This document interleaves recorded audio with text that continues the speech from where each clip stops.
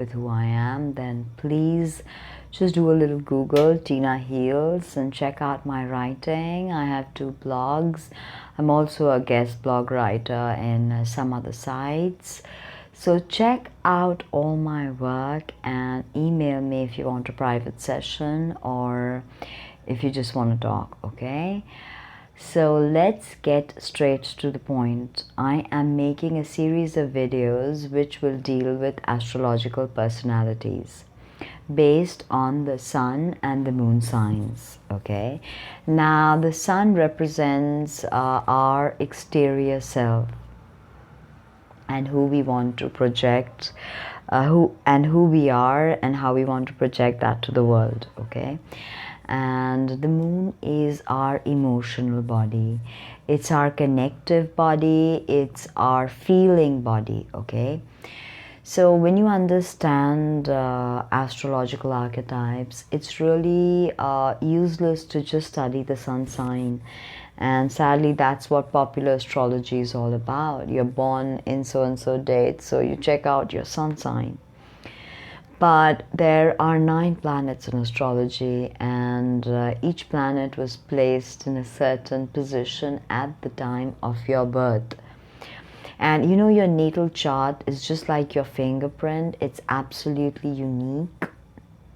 Although if you are a Gemini moon, you are 1/12 of the world population, since the zodiacal wheel is divided into 12 signs.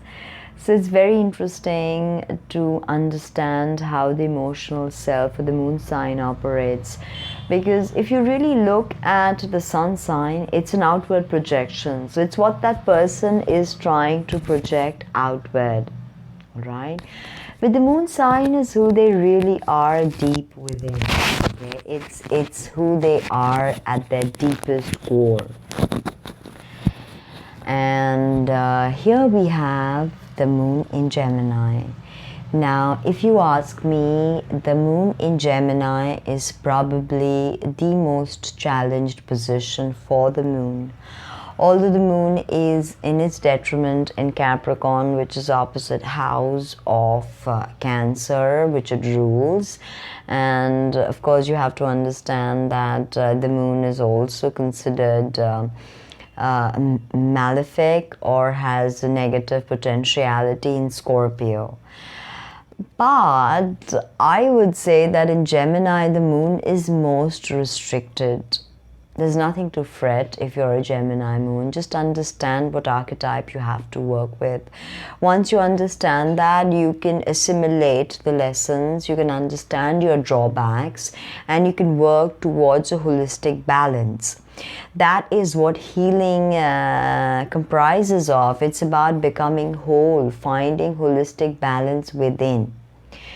So moon in Gemini is yang. The moon is yin, but the sign Gemini is yang. So the moon expresses her feminine self through Gemini's non-emotive body, yang energy. The moon wants to feel, the moon wants to connect, but with Gemini there's this incessant need to intellectualize everything. There is verbal diarrhea oftentimes with this sign. They're very chatty, extremely talkative, oftentimes with a good sense of humor. Gemini moon can be pretty conflicted because they don't know what they are feeling, and they find it uncomfortable because they are not really comfortable in the realm of feelings. Don't forget, the sign of Cancer still hasn't appeared, and in Cancer the soul finds expression through emotion. Whereas in Gemini, which is the first air sign, the soul finds expression through communication. Which is why we see the incessant need for Gemini to communicate. You know, this can be very powerful. Some of the best journalists, writers have prominent Geminis because, as I said, their forte is really communication once they've understood it. Because, see, this is their deepest compulsion, to communicate. So they can be good speakers, they can be good writers, they can have successful blogs, Even vlogs, if you throw in a Neptune or a Pisces placement in there, something going on there that's making link-ups with communication. So now this was a bit about the moon in Gemini. Now moving on to the sun in Leo. This is a complete yang expression of energy. Leo being the fifth sign of the zodiac. It's a fire sign. It's the second fire sign after Aries.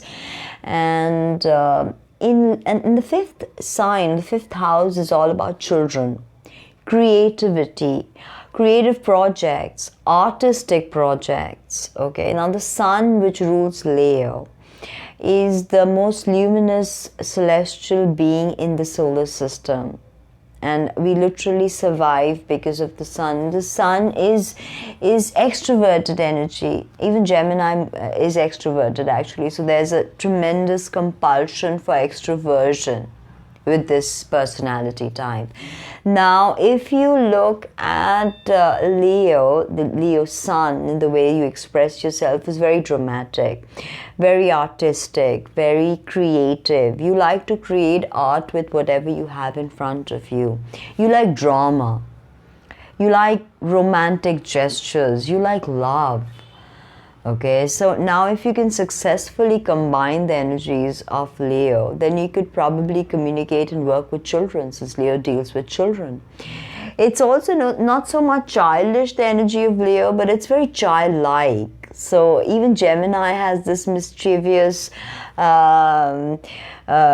trickster energy. Mercury is often called the trickster, and Mercury rules Gemini.